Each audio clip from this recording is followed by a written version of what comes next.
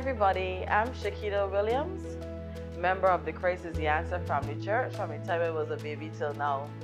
I'm an industrial relations officer at the Barbados Workers Union, and I enjoy young people. I enjoy motivating young people, speaking to young people, and encouraging them. I'm also Secretary General at the United Youth Leaders of Barbados, and I also have my own charity, Our Brother's Keeper, where we feed the less fortunate, encourage them, share a word, and basically love them and take them in as our own family, because in this society and in the midst of everything that is going on, particularly with COVID-19, we need to be our brother's keeper. Well, let me share with you my journey as to how I got here and how I developed a love for young people and motivating young people.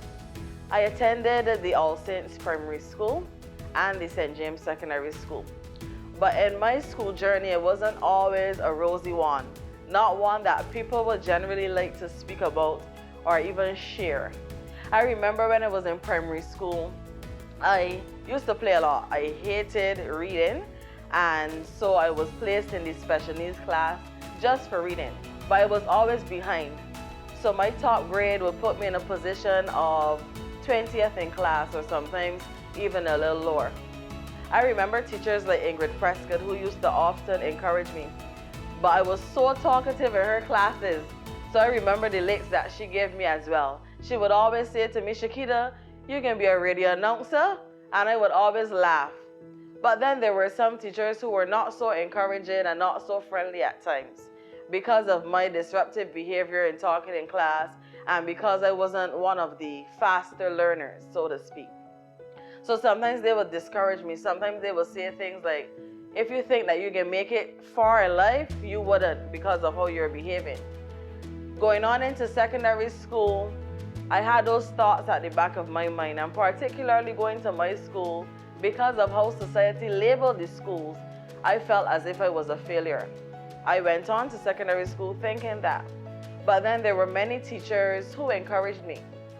There were some who said to me, you can be anything that you want to be. There were some who said, your journey has only just begun. But then there were some who said, you come to this school, you pass through like everybody else. Some of them may have mocked, even some students, where I may have been less fortunate to have the opportunity to learn at a faster pace or be able to pick up certain skills and understanding certain things in certain subjects. But I didn't let that deter me. And thank God that I had the parents that I have who supported me. My mother would often cry for this particular window at home when I bring home a report, because she knew that I could do better. So the report still said, you are too talkative. The one good thing that was on my report was that I always had good conduct, and I was always respectful and mannerly to both my teachers and my peers. But that's as far as it went. So going through school, I felt like I couldn't be much of anything. And I did have that peer support that I would like, but I thank God for those few in my life who encouraged me and motivated me. So after a while, I started getting into debating. I started getting involved in a number of extracurricular activities. But for me, that still wasn't enough. I remember preparing for CXCs, and I said to myself, but you're not good at any of these subjects. You're not even good at math. So how you can even work, even being a cashier in a supermarket? Because you have to be good at math, you have to develop that skill. But I wasn't good at it. I said also, what if I become a chef because I love to cook? But then you weren't good at the sciences either. So what will you do? And it was at that point that I did some self-reflection and evaluation.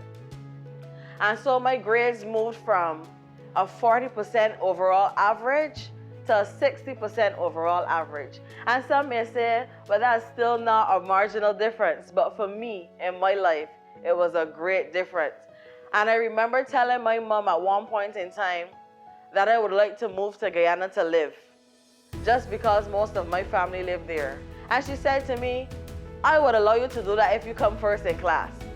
And so that year, I came first in class. Still, no move to Guyana. And then the second year, I came first in class again. Still, no move to Guyana. And then I said to her, but you made me a promise that I would be able to move to Guyana if I do well. And she said, I shouldn't have to give you those kinds of incentives for you to do well, but you've proven to me that you can do it. So I went back to school. I got my education, my CXCs, and I proceeded on to the Barbados Community College. I went on to university, and at this point I am thinking that I am living a dream, because me of all people got an associate degree in politics and sociology, then going on to do a degree in sociology or psychology. How is this even possible? Am I going to make it? And I often doubted myself still because of the things of the past. But I am here to tell you, young people, it doesn't matter what you do in the common entrance exam. It doesn't matter what you do in your CXC exams, because this is all a road of process, a journey that has only been the beginning of your entire life. Listen to your parents. Listen to the positives from your teachers. Take what good you can take from your peers, because at the end of the day, it depends on what you want to do with your life.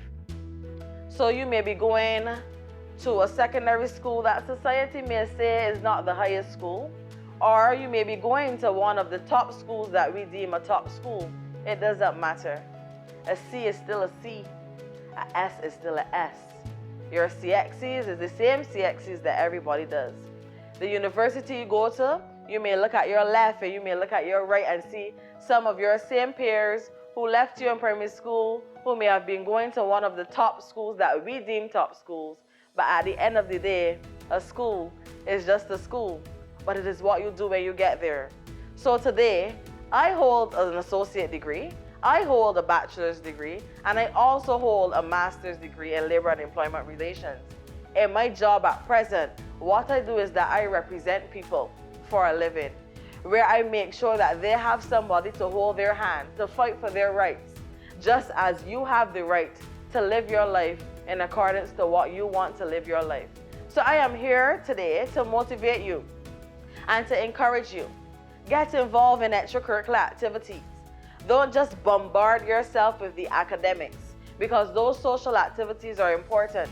It is because of those social activities that it helps build my self-esteem, and it helps motivate me, and it helps me to develop skills that I did not even know that I have. Make sure that you surround yourself with positive pressure, peer pressure. Ensure that you surround yourself with good friends, not those who would lead you astray and prevent you from focusing on what it is that you have your mind on. Because at the end of the day, it depends on you.